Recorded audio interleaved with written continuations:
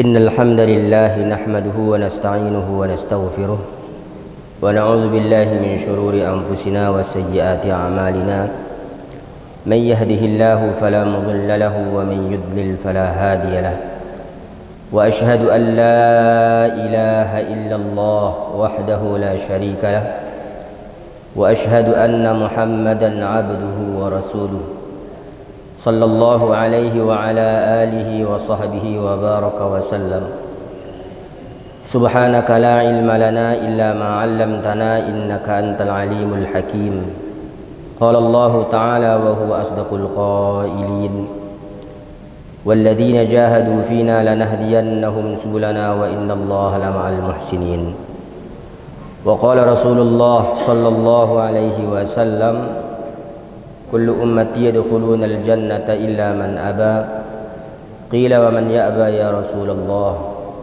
قال من أطاعني دخل الجنة ومن عصاني فقد أبى أو كما قال رسول الله صلى الله عليه وسلم. Hadirin hadirat jemaah salat subuh yang dimuliakan Allah Subhanahu wa taala. Ada dua perkara yang menyebabkan umat ini mulia di sisi Allah,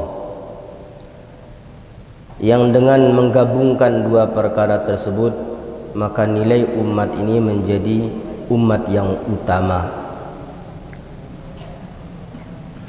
Oleh sebab itulah maka di dalam Al-Quran Allah Subhanahu wa ta'ala jelaskan dengan sejelas-jelasnya tentang dua perkara tersebut.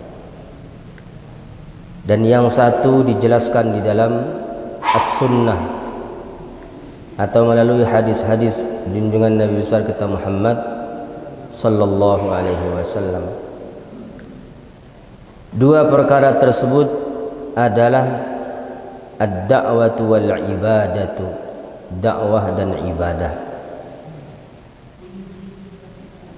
Hadirin hadirat yang dirahmati Allah, sedikit kita akan mengupas mudzakarah tentang dua perkara tersebut. Berawal dari kita mengutip awal dari surat Hud. A'udzu billahi minasyaitonir rajim. Bismillahirrahmanirrahim.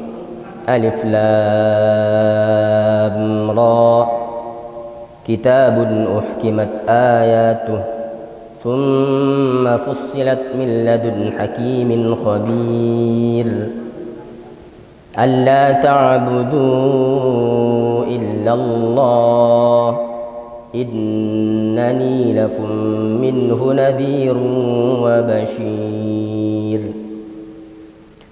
Alif Lam Ra ini adalah huruf mutaqatti'ah atau disebut di dalam Al-Quran huruf muqatta'ah, huruf yang terpisah-pisah. Setiap kita membuka makna terjemahan ataupun lebih tinggi lagi tafsirnya, maka kita akan jumpai kalimat wallahu a'lamu bimuradih, hanya Allah yang mengetahui apa makna-makna dari huruf-huruf yang terpisah. Maknanya adalah pengetahuan hamba manusia terhadap hal itu sangatlah terbatas. Hanya Allah Subhanahu wa ta'ala dialah zat yang maha mengetahui sebenarnya apa makna di balik huruf-huruf yang terpisah. Alif Lam Mim. Alif Lam Ra. Nun Qaf Yasin.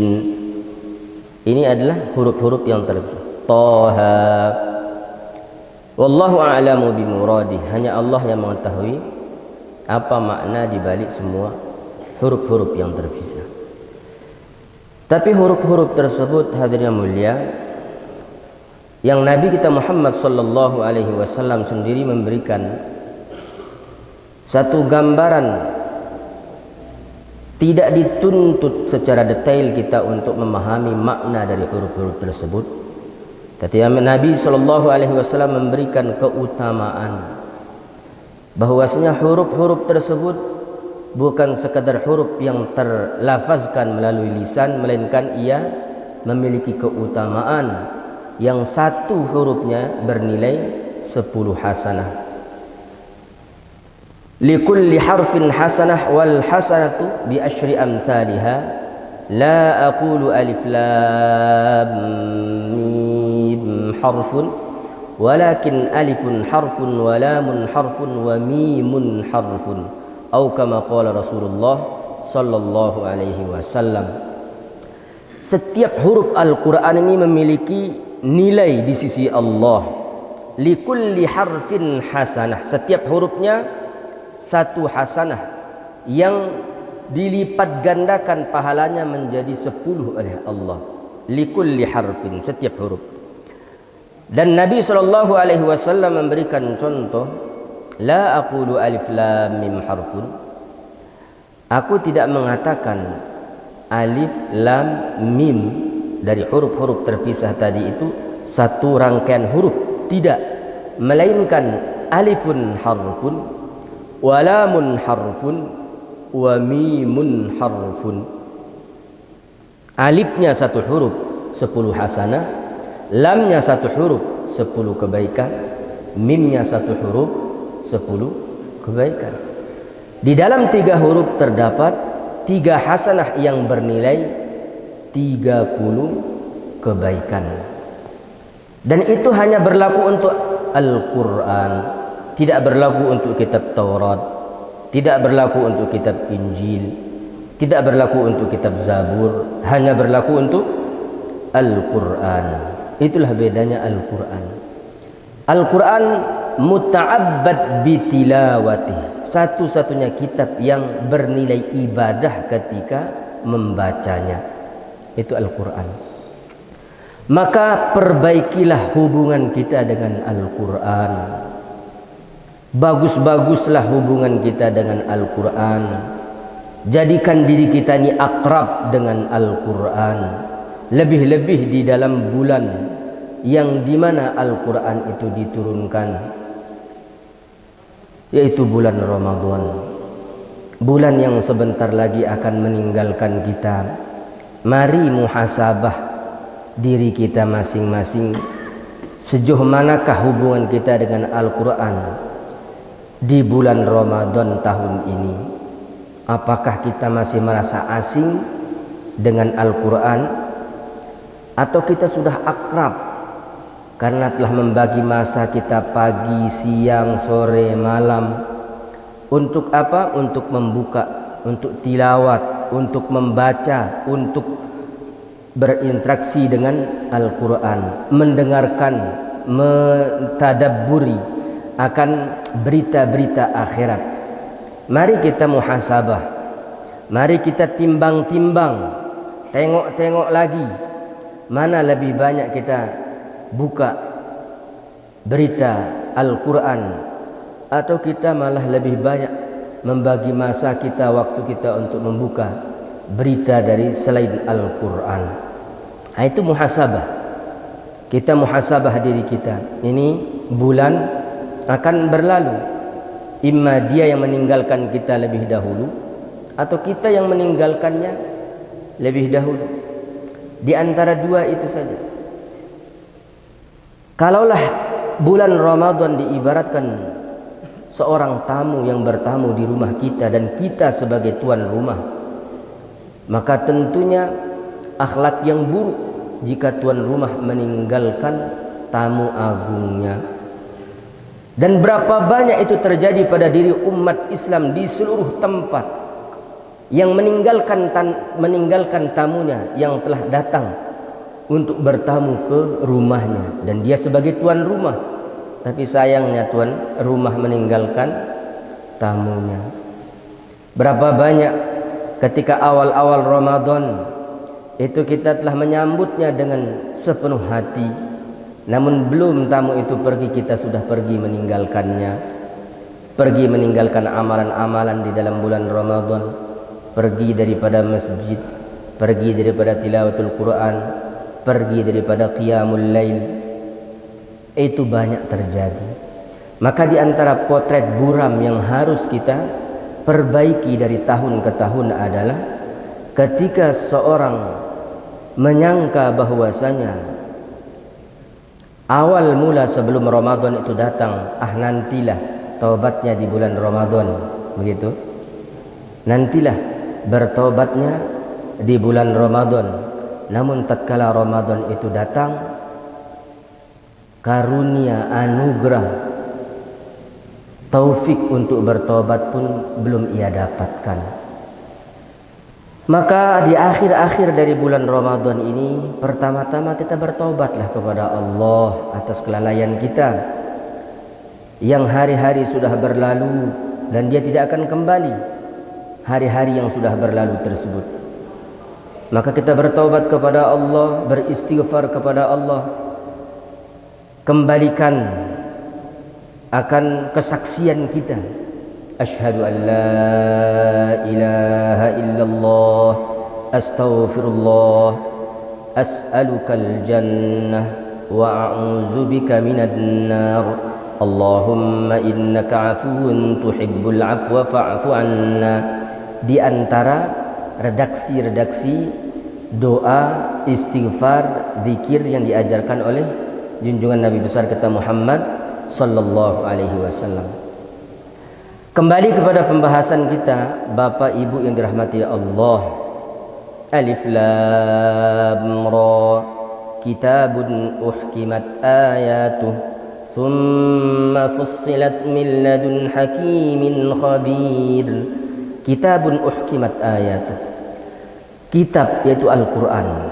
Uhkimat ayatuh, uhkimat artinya yang telah disusun dengan serapih mungkin. Uhkimat, disusun oleh wahyu, bukan Nabi kita sallallahu alaihi wasallam semata, tapi melainkan bimbingan wahyu akan susunan Al-Quran.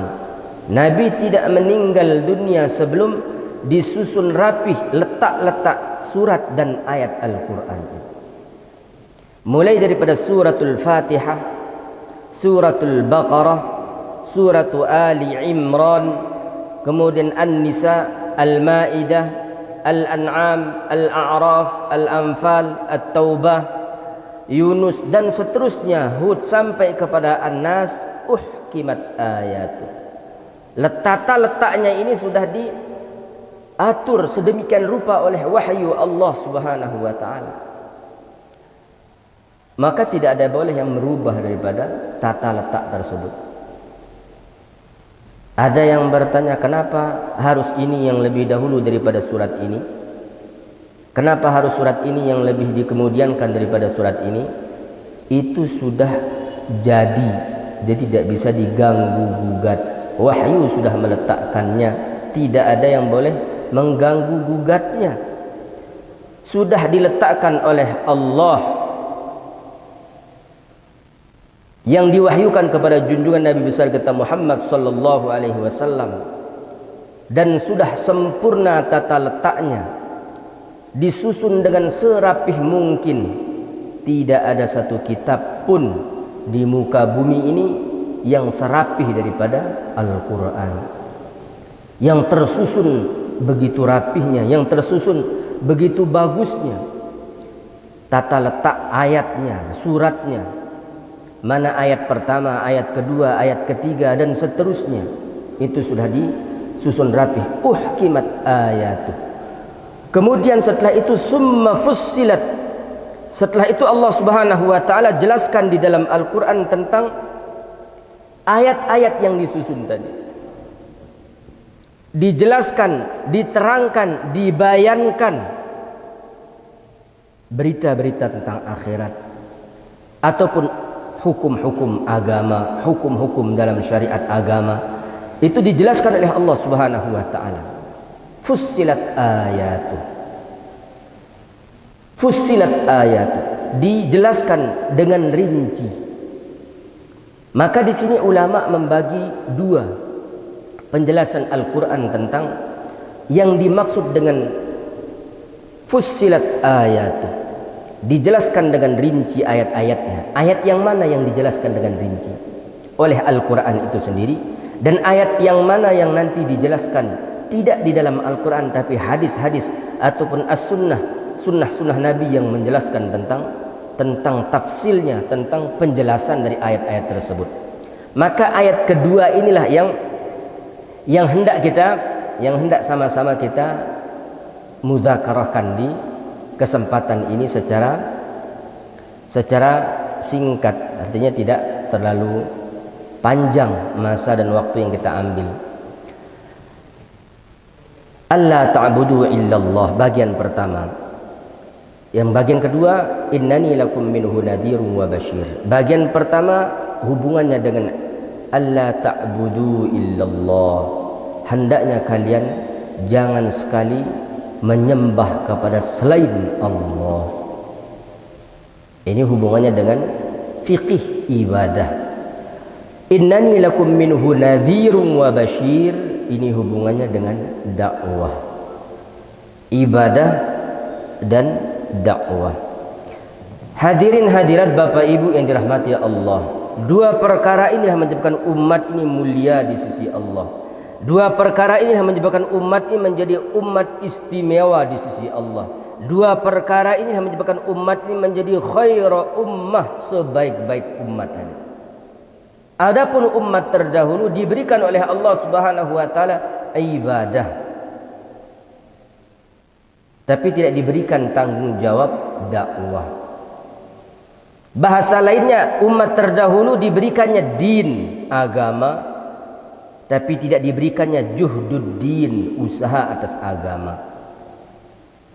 Karena yang bertanggung jawab untuk juhduddin hanya para nabi dan rasulnya, sedangkan umatnya bertanggung jawab untuk ibadah saja, untuk din, untuk menyempurnakan agama di dalam dirinya.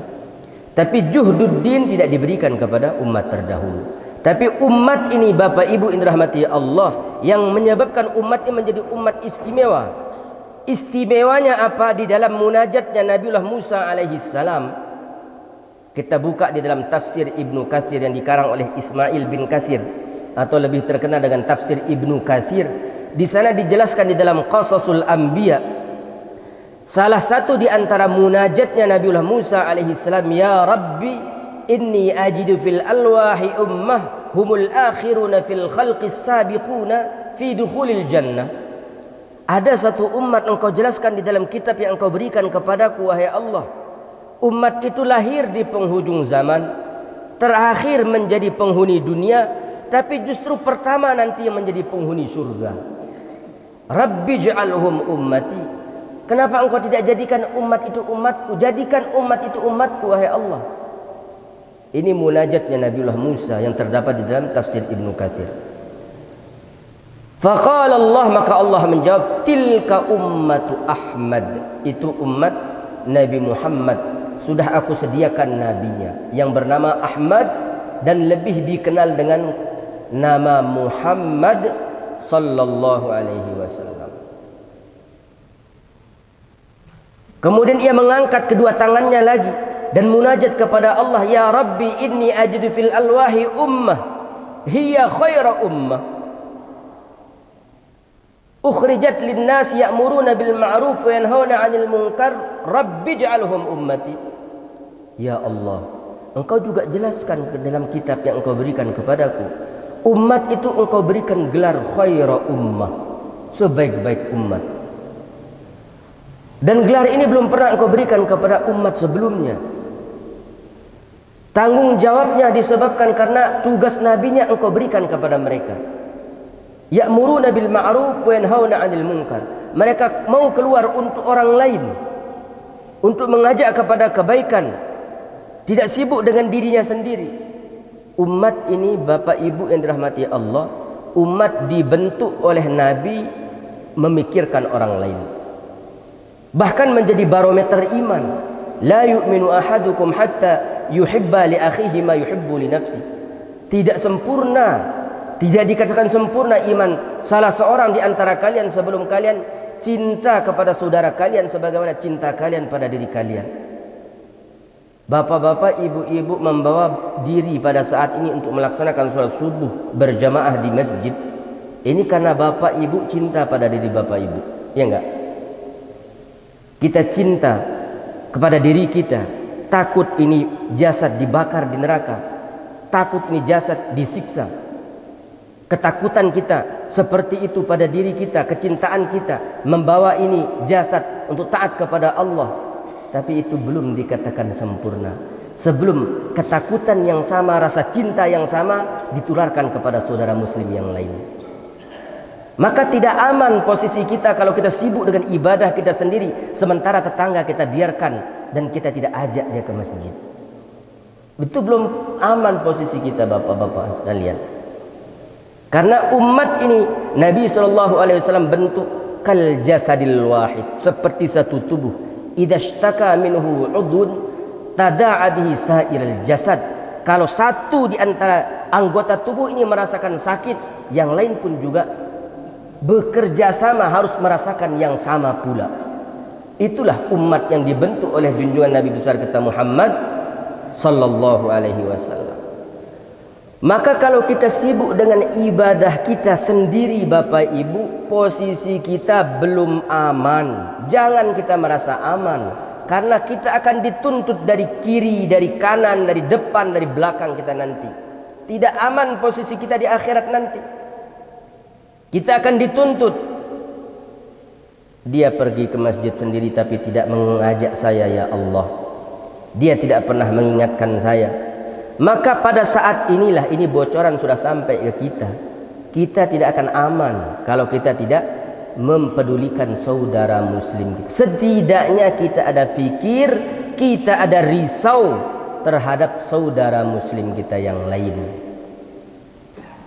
Alla ta'budu illallah innani lakum minhu nadhirun wa bashir. Pertama adalah ibadah yang Allah Subhanahu wa taala jelaskan di dalam ayat ini. Dan bab ini, apakah inikah yang akan dijelaskan oleh Allah di dalam tafsilnya secara rinci, atau bab yang kedua, fikih yang kedua, fiqhud dakwah yang dijelaskan secara rinci? Baik, mari kita tengok. Contohnya salat misalkan. Ada perintahnya di dalam Al-Qur'an, dan kita lihat apakah ada tafsilnya, rinciannya di dalam Al-Qur'an. Wa aqimus salata wa atuz zakata warka'u ma'ar raki'in. Ayat ini menjelaskan tentang wujubus salah, wajibnya salat. Sekarang kita tengok apakah ada perincian secara tafsil di dalam Al-Quran terkait dengan salat ini. Berapa rakaat salat zuhur? Apakah Al-Quran ada yang menyebutkannya? Berapa rakaat salat asar? Berapa rakaat salat maghrib, isya, subuh?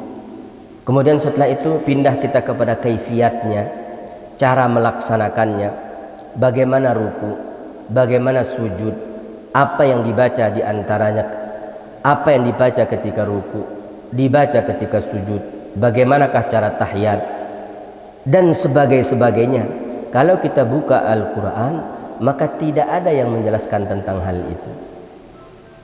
Perintahnya ada, tafsirnya tidak ada di dalam Al-Quran. Ini yang hubungannya dengan fiqhud ibadah, fikih ibadah. Alla ta'budu illallah. Haji misalkan, walillahi 'alan nasi hajjul baiti man istata'a ilaihi sabila. Ayat ini menjelaskan tentang wujubul hajj, wajibnya haji. Bagaimana pelaksanaan haji, manasiknya, bagaimana tawaf, bagaimana sa'i, bagaimana melempar jumrah dan sebagainya. Apakah Al-Quran menjelaskannya? Tidak. Al-Quran tidak menjelaskannya, melainkan hadis Nabi yang menjelaskannya.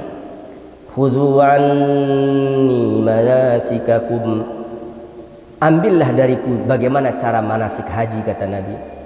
Terkait dengan salat, sallu kama ra'aitumuni usalli.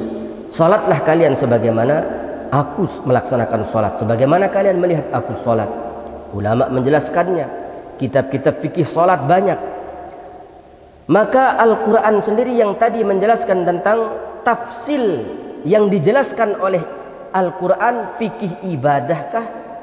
Maka kalau kita lihat dari fikih ibadah tadi, ternyata Al-Quran tidak menjelaskannya, melainkan hadis Nabi SAW yang menjelaskannya. Contohnya seperti zakat. Kapan zakat itu dikeluarkan, nisabnya, haulnya, ukurannya, kadarnya, itu tidak dijelaskan oleh Al-Quran, hadis Nabi yang menjelaskannya. Begitu pula dengan puasa yang kita laksanakan pada saat ini. Hubungannya dengan ibadah. Kutiba alaikumussyam, diwajibkan kepada kalian berpuasa. Kama kutiba alal ladina min qablikum, sebagaimana hal itu diwajibkan kepada orang-orang sebelum kalian.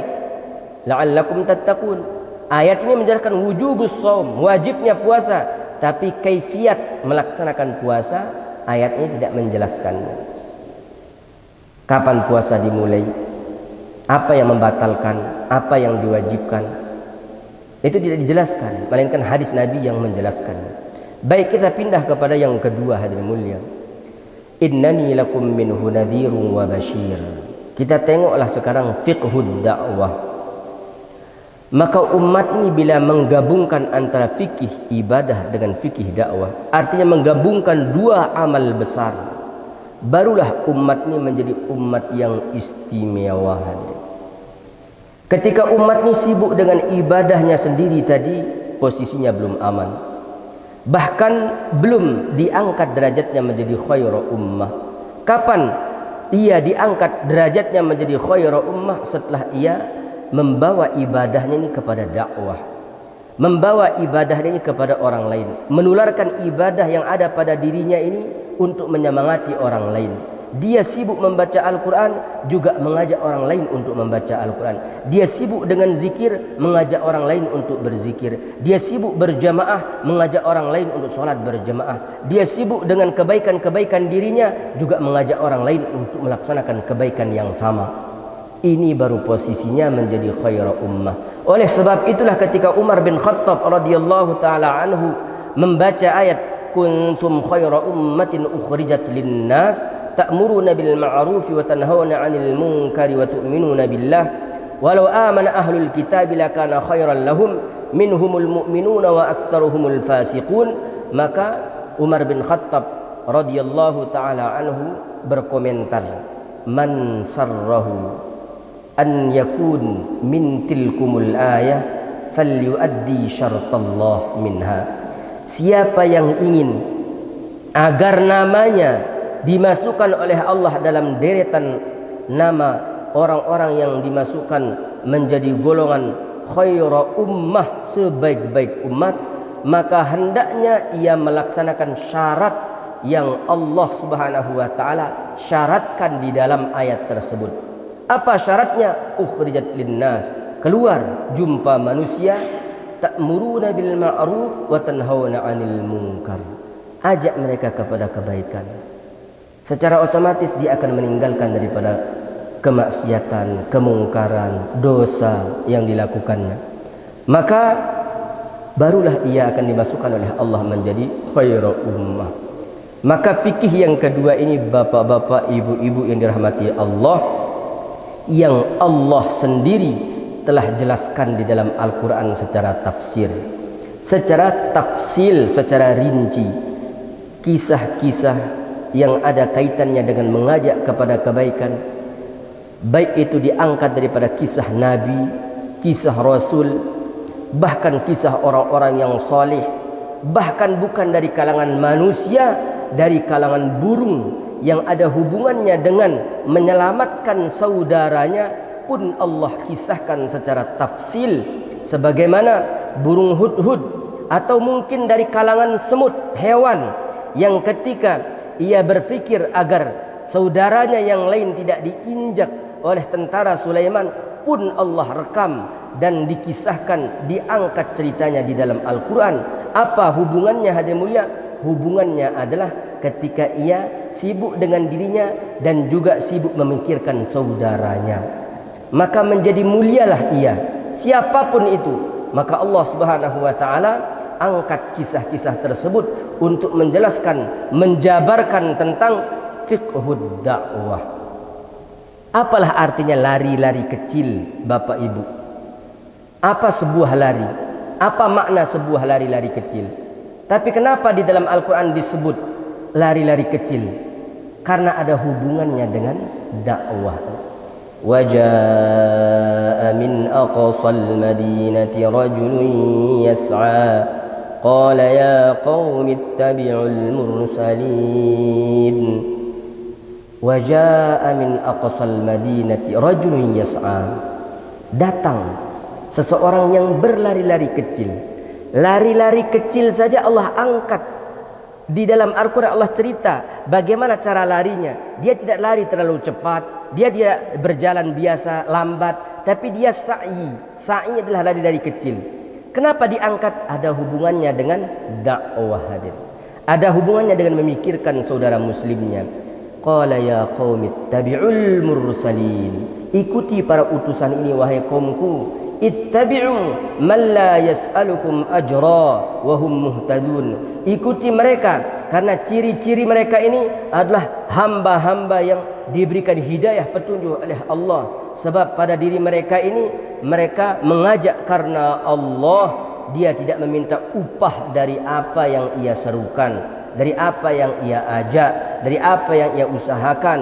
Dia korban atas diri dia, harta dia untuk mengajak saudaranya. Dia tidak minta upah dari siapa-siapa. Ini ciri-ciri wahum muhtadun, ciri-ciri orang-orang yang mendapatkan petunjuk hidayah daripada Allah Subhanahu wa taala.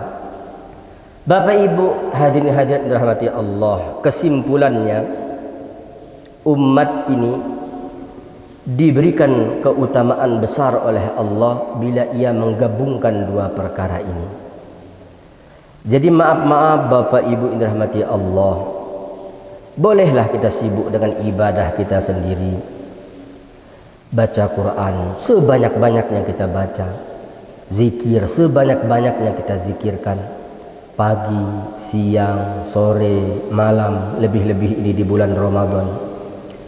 Kembali bahwasanya posisi kita masih belum aman kalau kita hanya sibuk untuk diri kita sendiri. Maka mulai dari mana? Mulai daripada ahli keluarga kita ajak. Bapak-bapak bertanggung jawab kepada iyalih, kepada istri dan anak-anak. Bapak-bapak pada saat ini mendudukkan diri dalam majlis manapun, dan siapapun yang memberikan tausiah, dudukkan diri kita dengan istihdar, hadirkan nilai amal. Kita duduk bukan karena fulan bin fulan, kita duduk di satu majlis bukan karena siapa-siapa, tapi karena perintah Allah, sunnah Rasulullah sallallahu alaihi wasallam. Kemudian setelah itu ambil, serap, dengarkan, simak dengan baik. Kemudian setelah itu sampaikan kepada istri, sampaikan kepada anak kita di rumah, sampaikan kepada ahli keluarga kita. Mulai daripada itu dulu, kita mengajak daripada ahli keluarga kita. Kemudian setelah itu mengajak daripada tetangga-tetangga kita, saudara-saudara kita yang lain. Dan terus menerus seperti itu. Tanamkan bahwasanya kita tidak cukup dengan ibadah untuk mengangkat, mendongkrak derajat kita menjadi khairu ummah, tapi hendaknya kita gabungkan antara ibadah wad dakwah, ibadah dan dakwah. Oh, saya belum berilmu, bagaimana saya dakwah? Dakwah dari kata da'a yad'u. Sangat jauh perbedaan dengan ta'allama yata'allamu. Dakwah artinya mengajak. Mengajak arti dakwah, bukan mengajar. Yang ada huruf R di belakangnya itu membutuhkan ilmu, membutuhkan dalil-dalil, dan itu ada orang-orang yang memang Allah Subhanahu wa taala siapkan untuk mengajar umat.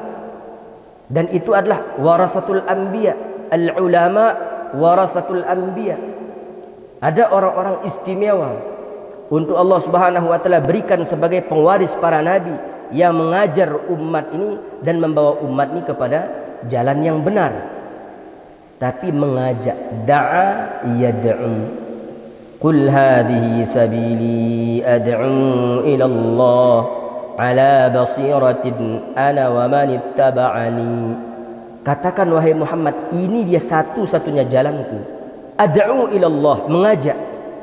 Siapa yang ada di jalan ini, kata Nabi, ana wa manittaba'ani, saya dan yang mau mengajak seperti yang saya buat.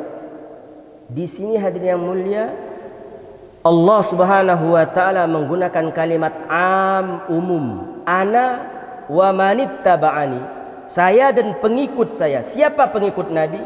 Apakah hanya para ulama? Apakah harus orang-orang berilmu saja menjadi pengikut Nabi? Tidak, hadirin. Secara umum, umat Nabi sallallahu alaihi wasallam umum, hadirin. Di dalamnya ada ulama, ada orang awam, ada orang yang pintar, ada orang yang bodoh, ada orang yang berpendidikan, ada yang setengah berpendidikan, ada yang tidak berpendidikan sama sekali. Wa marid, mengajak kepada kebaikan. Mari Pak, kalimat mengajak ini sederhana. Kalimat mengingatkan itu sederhana. Mari Pak ke masjid, mari Pak kita sholat, mari Pak tunaikan sholat Jumat. Jangan sampai lolos 2-3 kali Jumat tidak melaksanakan Jumat. Mari Pak. Ibu-ibu pun juga demikian. Sangat-sangat sederhana dan disederhanakan sekali kalimat mengajak. Maka siapapun tidak bisa beralasan untuk tidak mengajak. Maka kalau ia tidak mengajak, maka ia akan dituntut oleh yang dia tidak ajak.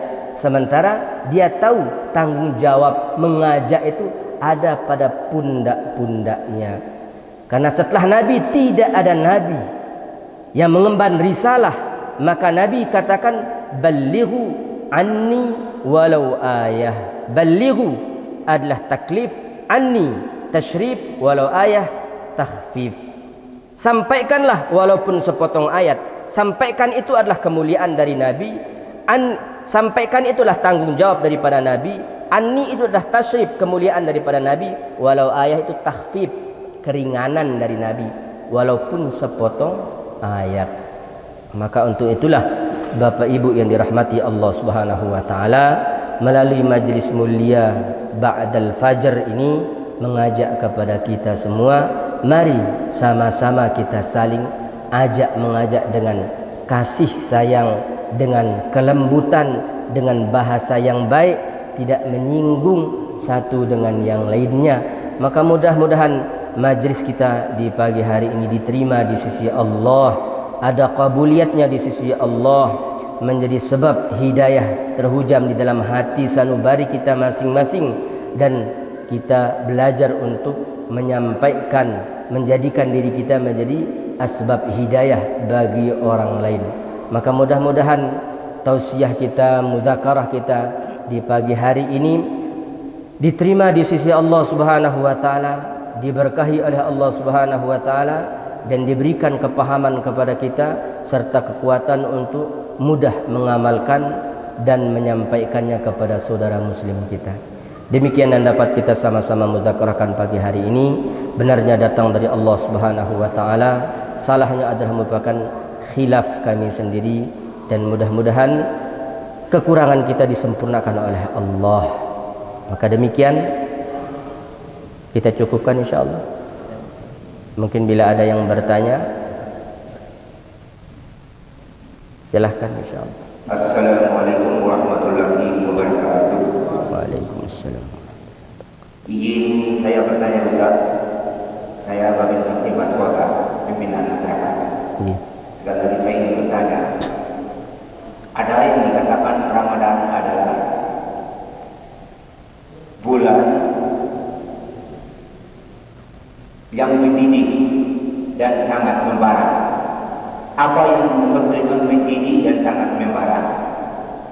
Pertanyaan yang kedua tentang lari-lari kecil, tawaf harus lewat pintu Ka'bah. Kenapa harus 7 kali?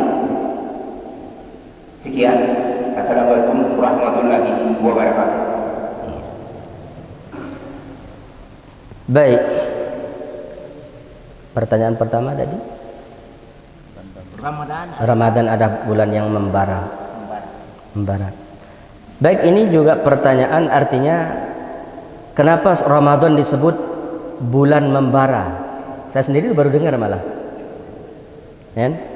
Bulan Ramadan bulan yang membara itu ya. Mendidih. Ini juga saya baru dengar. Bulan mendidih, bulan membara. Tapi setidaknya begini. Kenapa dikatakan mendidih, kenapa dikatakan membara? Kita tengoklah mulai daripada masjid dulu, Pak. Kenapa di bulan Ramadan lebih ramai daripada di luar bulan Ramadan? Itu yang disebut dengan bi'ah di dalam bahasa Arab. Bi'ah itu artinya suasana.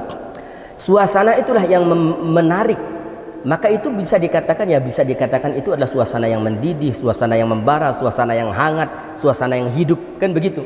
Suasana itulah yang menarik daripada tetangga, menarik orang lain, menarik masyarakat untuk datang, untuk ikut dengan suasana yang ada. Kenapa Ramadan lebih ramai daripada di luar bulan Ramadan? Karena bulan Ramadan adalah bulan yang tadi itu bulan bi'ah, bulan suasana. Kemudian di dalam bulan Ramadan itulah kalaulah ia ibarat sebuah madrasah, maka di dalam madrasah itu berbagai macam santri yang ada di dalamnya. Dan yang tidak semua santri itu menjadi ulama. Iya enggak? Tidak semua santri yang ada di pondok itu menjadi ulama ketika ia keluar daripada pondok pesantren. Ada yang berbagai macam. Kami yang lulusan pondok pesantren sebagai santri, teman-teman kami ada yang macam-macam. Ada yang kerja di kafe, ada yang kerja di pondok pesantren. Berbagai macam lulusannya, kan begitu. Begitu pula kita ketika Ramadan ini diibaratkan sebuah madrasah. Setelah itu maka kita menjadi alumni Ramadan. Jadi tidak semua amalan-amalan Ramadan bisa diterapkan dalam bulan-bulan berikutnya. Dan tidak semua orang bisa seperti itu. Tapi ada alumni yang menjadi ulama dari pondok pesantren itu. Begitu pula ada alumni Ramadan yang istiqomah ke masjid walaupun Ramadan sudah berlalu, dia tidak berlalu dari masjid. Dan insya Allah bapak-bapak yang hadir pada saat ini semua adalah insya Allah menjadi yang seperti itu. Ramadan boleh berlalu, tapi solat berjemaah jangan berlalu. Ramadan boleh pergi, tapi tilawat Al-Quran tidak boleh pergi. Karena kita ini bukan menyembah Ramadan, tapi menyembah Rabb yang mendatangkan Ramadan.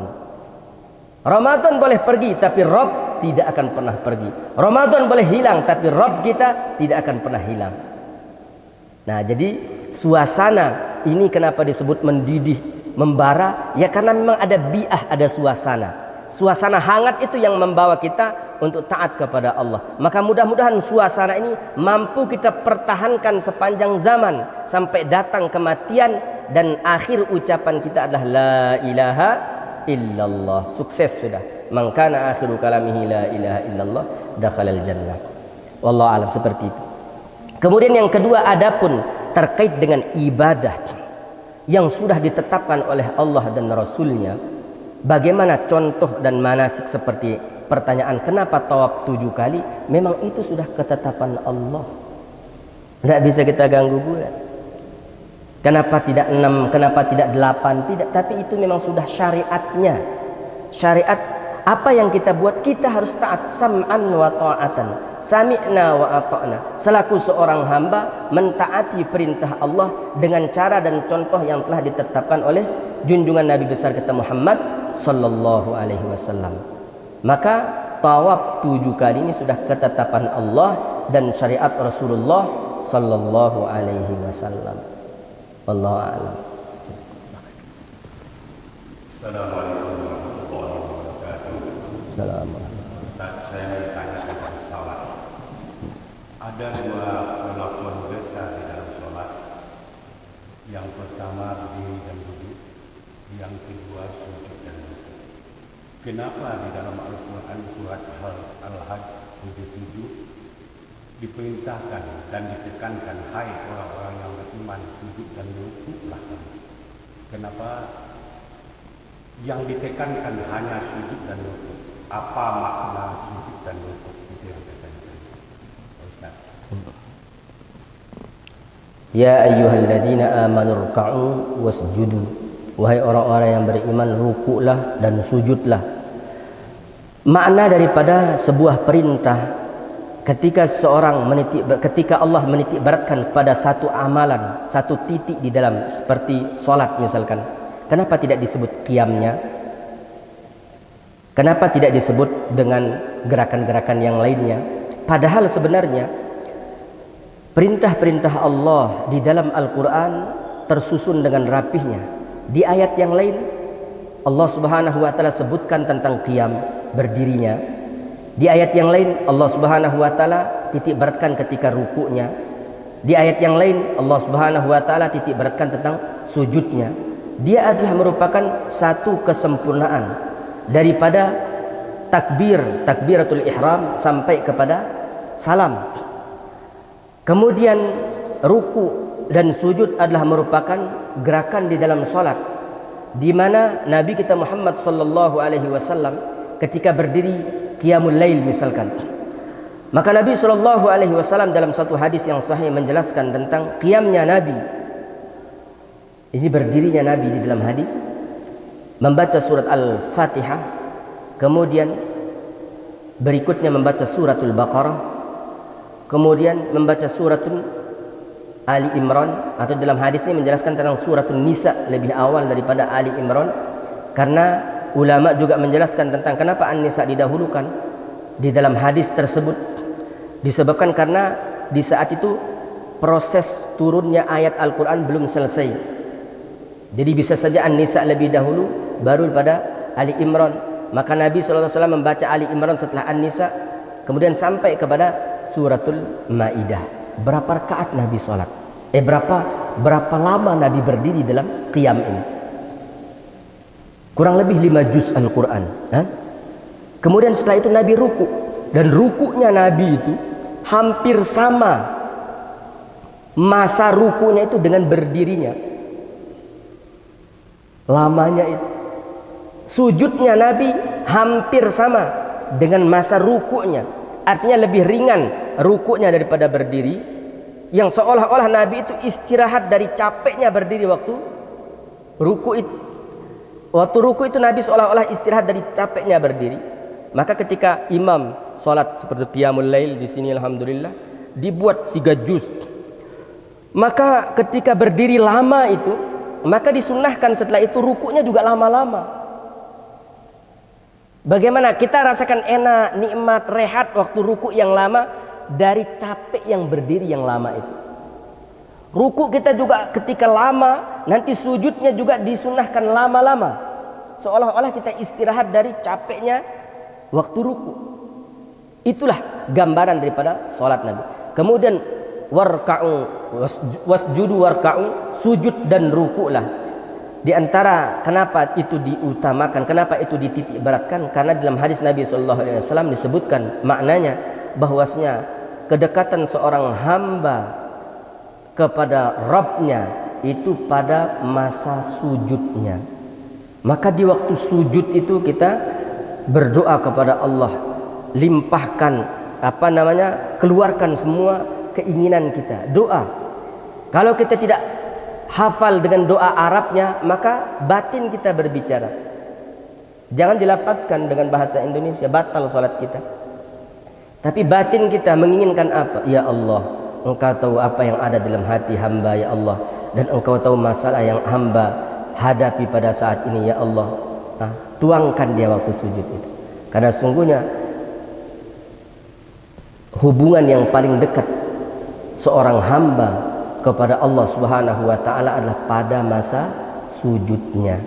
Maka di saat itulah kita berlama-lama berdoa kepada Allah Subhanahu wa taala, tuangkan segala keinginan kita, mohon kepada Allah Subhanahu wa taala dengan tadarru, dengan khusyuk.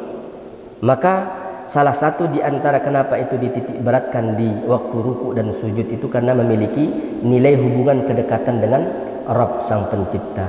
Kurang lebih seperti itu. Allah a'lam. Nah. Assalamualaikum warahmatullahi wabarakatuh.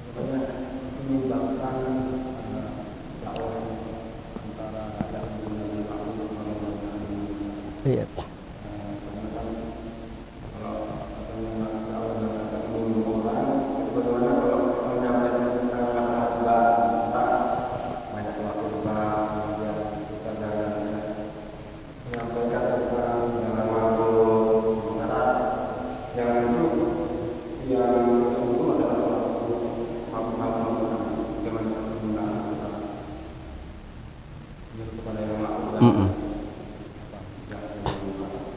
Baik.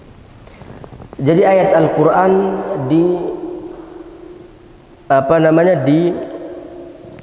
diatur secara urut. Ta'muruna bil ma'ruf wa tanhauna 'anil munkar, atau kalimat yang lain ya'muruna bil ma'ruf wa yanhauna 'anil munkar. Jadi hadirin yang mulia, ini mengajak kepada kebaikan dulu, baru mencegah daripada kemungkaran. Tidak dibalik. Mengajak kepada kebaikan, mencegah daripada kemungkaran. Awal mula ketika Nabi SAW buat dakwah, bukankah ada ratusan patung, 300 lebih patung yang ada di sekeliling Ka'bah? Maka satu sejarah pun kita baca tidak ada yang mengungkapkan kalau Nabi menghancurkan patung itu lebih dahulu, atau menyentuh atau merusak patung-patung yang ada. Yang digarap oleh Nabi bukan patungnya, tapi hati-hati orang yang menyembah patung. Itu yang didatangi oleh Nabi, itu yang diajak oleh Nabi, itu yang ditashkil oleh Nabi untuk masuk ke dalam Islam. Maka ketika hidayah itu masuk dalam hati mereka, mereka sendiri yang merubah, mereka sendiri yang meninggalkan mungkar tadi, mereka sendiri yang meninggalkan daripada dosa, meninggalkan kemaksiatan, meninggalkan penyembahan kepada patung tanpa menyentuh patung itu sendiri. Nanti patung itu hilang sendiri. Apa sebabnya? Karena Nabi SAW terapkan amar ma'ruf dulu, mengajak kepada kebaikannya dulu, nahi mungkarnya nanti kemudian. Dengan sendirinya ketika seorang telah mengetahui, sadar diri akan dosa yang ia lakukan, seperti contoh Umar bin Khattab, ketika ia diajak kepada Islam, maka dia adalah orang yang sebelum Islam itu menjadi orang yang ditakuti oleh orang-orang Islam. Tapi setelah Islam menjadi orang-orang yang ditakuti oleh orang-orang kafir. Maka ketika kita mengajak, jangan kita, misalkan contoh, ini kita mengajak Pulan yang hari-hari dia kerjanya preman pasar, preman pasar. Kemudian menjadi orang yang ditakuti di pasar, menyebabkan orang yang tidak aman. Pasar itu tidak ada orang yang masuk ke pasar itu dalam keadaan aman dibuatnya. Tiba-tiba ada orang yang mengajaknya kepada agama, kepada perintah Allah, kepada masjid. Hidayah datang, kemudian akhirnya menjadi orang yang taubat. Apa yang harus ia lakukan? Apakah dia meninggalkan pasar kemudian setelah itu menjadi ahli masjid? Contoh yang dibuat oleh Nabi dan para sahabat itu tidak seperti itu. Dia tetap berada di pasar itu. Berapa lama ia berada di pasar membuat orang tidak aman di pasar, maka ketika dia menjadi orang yang bertobat dan kemudian ia beraktivitas sehari-hari, tetap ia berada di pasar, tetapi menjadi orang yang membuat pasar itu aman gara-gara dia sekarang. Tetap dia pergi ke masjid, azan berkumandang, kemudian ia berubah, dia keadaannya berubah, tapi tadi menakutkan sekarang menjadi orang yang membuat aman tempat tersebut. Seperti itu. Artinya ketika kita mengajak kepada kebaikan, mencegah daripada kemungkaran, maka pertama langkah yang kita buat adalah ikuti alur ayat tersebut. Ajak kepada kebaikan dulu. Jangan kita sentuh dosa yang ia buat. Jangan kita sentuh kelakuan yang ia buat. Kita hendaknya belajar untuk ud'u ila sabili rabbika bil hikmah wal mau'izatil hasanah, tanpa menyinggung hatinya, tanpa memang ini berat. Memang ini berat. Jadi pertama-tama yang kita ikuti alur ayat dulu. Ajak kepada kebaikan dulu. Nanti dengan sendirinya insya Allah dia akan tinggalkan itu kemungkaran yang ia lakukan. Kalau kita langsung to the point kepada kemaksiatan yang ia lakukan, maksud kita benar, tapi cara kita nanti yang tidak dianggap benar. Cara kita nanti yang salah. Yang kita memiliki maksud agar dia menjadi baik, tapi justru maka dia akan menjadi lebih beringas, lebih kasar lagi, lebih ini, lebih itu. Maka kita hendak mengikuti daripada alur bagaimana ayat itu turun, mengajak kepada kebaikan lebih dahulu, kemudian dengan sendirinya nanti ia insya Allah akan meninggalkan daripada kemungkaran, kebatilan. Sebagaimana Al-Quran sendiri menyebutkan, wa qul ja'al haqqu wa zahaqal batil. Ja'al haq lebih dahulu, datangkan kebaikan lebih dahulu. Wa zahaqal batil, nanti setelah itu baru kemungkaran yang akan dihancurkan. Ketika kita berteriak di malam hari karena gelap gulita, ini kenapa gelap? Gelap hilang. Kita ingin agar kegelapan itu hilang. Tidak perlu kita teriak-teriak. Cukup dengan datangkan lilin, cetekkan, datangkan nyala lampu, maka dengan sendirinya gelap itu akan hilang. Datangkan lentera, datangkan cahaya, maka gelapan akan. Za'al haq, datangkan yang hak, zahaqal batil, nanti kebatilan itu akan dimusnahkan oleh Allah Subhanahu wa taala dengan cara Allah Subhanahu wa taala. Ikuti dulu perintah, kita jalankan perintah, nanti sisanya Allah Subhanahu wa taala akan bereskan. Mudah-mudahan Allah Subhanahu wa taala berikan kepahaman dan kekuatan kepada kita untuk mengamalkan serta menyampaikan. Kita cukupkan insyaallah. Jazakumullah khair. Mudah-mudahan majelis kita ini diberkahi oleh Allah, diterima di sisi Allah, menjadi sebab dosa-dosa kita digugurkan dan keburukan-keburukan yang pernah kita lakukan digantikan oleh Allah dengan kebaikan. Amin amin ya rabbal alamin. Sempurna dan barokahnya majelis. Mari sama-sama kita tutup dengan doa kafaratul majlis. Subhanakallahumma wa bihamdika asyhadu an la ilaha illa ant astaghfiruka wa atubu ilaik. Subhana rabbika rabbil izzati amma yasifun wa salamun alal mursalin walhamdulillahi rabbil alamin. Wassalamualaikum warahmatullahi wabarakatuh.